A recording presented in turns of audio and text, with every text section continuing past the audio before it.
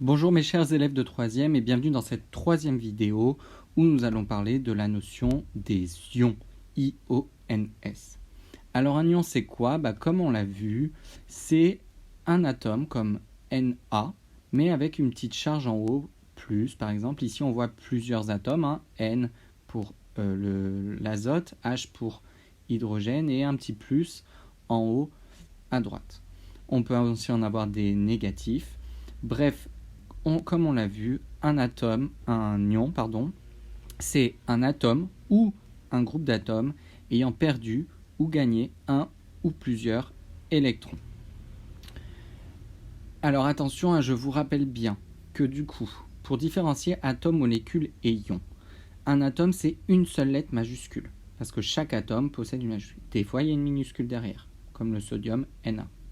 Les molécules, il y aura forcément plusieurs majuscules, avec des chiffres en bas et plusieurs lettres majuscules, parce que c'est un ensemble d'atomes. Et un ion, il peut y avoir une ou plusieurs majuscules, parce que c'est soit un seul atome, soit plusieurs atomes.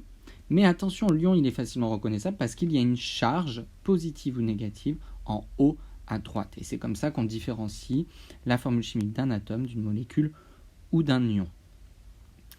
Alors du coup, on a dit qu'il existait deux types d'ions, ceux qui vont gagner ou ceux qui vont perdre des électrons. On va commencer avec ceux qui perdent des électrons.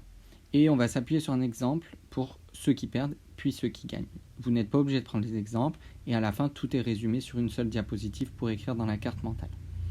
Alors, prenons l'atome de sodium qui, lui, va perdre des électrons. L'atome de sodium possède 12 neutrons qui sont neutres, 11 protons qui sont positifs. Ça, c'est mon noyau du sodium. Et autour de ce noyau, il y a 11 électrons. Je vous rappelle que l'atome est neutre électriquement, donc toujours autant de protons positifs que d'électrons négatifs. Donc si je fais le décompte des charges, comme tous les atomes, j'ai 0 charge. Donc l'atome de sodium, on va le représenter avec un N majuscule suivi d'un A minuscule, le N majuscule étant déjà pris pour l'azote. Et donc je vous le dis, cet atome va perdre un électron. Si je refais le décompte, cette fois-ci je deviens l'ion sodium. J'ai toujours 12 neutrons qui sont neutres, toujours 11 protons qui sont positifs, parce que je ne vais pas toucher au noyau vu que je ne touche qu'aux charges négatives, c'est-à-dire aux électrons. Si je perds un électron, ça veut dire que je me retrouve avec 10 électrons. Je fais le décompte des charges, j'ai 11 plus et 10 moins, ça fait bien une charge positive. Donc en perdant des électrons, je vais devenir positif. Je perds, je deviens positif. C'est facile à se souvenir et surtout, pensez bien toujours, l'électron est négatif.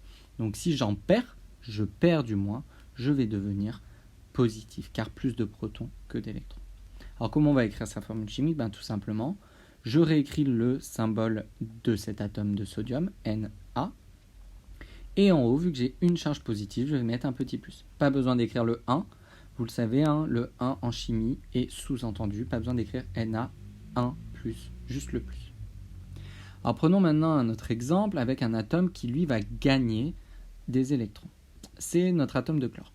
Donc je refais le même raisonnement. J'ai 18 neutrons dans l'atome de chlore.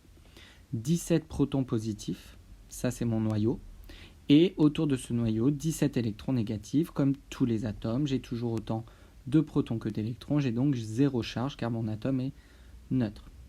L'atome de chlore, vous le connaissez, c'est le C majuscule avec un L minuscule, c'est le symbole de l'atome de chlore. Lui, il va gagner un électron. Donc si je gagne un électron, mon ion chlore se retrouve 18 neutrons, 17 protons dans mon noyau. On ne touche pas au noyau. Et j'ai gagné un électron, donc je me retrouve avec 18 électrons qui sont, eux, négatifs. Si je fais le décompte des charges, je me retrouve donc bien avec une charge négative supplémentaire. Je vais donc faire comme tout à l'heure. Je réécris le symbole de mon atome présent. Ici, le chlore, C indice L, C et L minuscule. Et en haut à droite, je vais mettre la charge moins, sans écrire le 1 encore une fois. Donc l'ion chlorure, attention, il y a une petite erreur, c'est Cl-. Bref, il va donc exister deux types d'ions. Les premiers, ce sont les cations. Donc si je perds des électrons, je vais perdre des charges négatives. Toujours, on ne touche pas au plus ni au neutre. Donc je perds des charges négatives, je perds des électrons, je deviens un ion positif, ce qu'on appelle des cations. Les cations sont des ions positifs. C'est par exemple Na+, ou NH4+, H+, Ca2+, etc. Un anion, lui, c'est quand on va gagner des électrons. Si je gagne des électrons, je gagne des charges négatives, donc je deviens un ion négatif, vu que je rajoute du moins. Et donc, c'est ce qu'on appelle un anion. C'est le cas de Cl-, SO4-, HCO3-, HO-, bref, plein d'ions avec plusieurs atomes et pas forcément une seule charge. Ce que vous devez bien retenir, c'est qu'on ne touche jamais au noyau. Seul le nombre d'électrons va changer entre l'atome et l'ion. Donc le nombre de protons et de neutrons ne change jamais. Ce qui va changer, c'est le nombre d'électrons et donc la charge.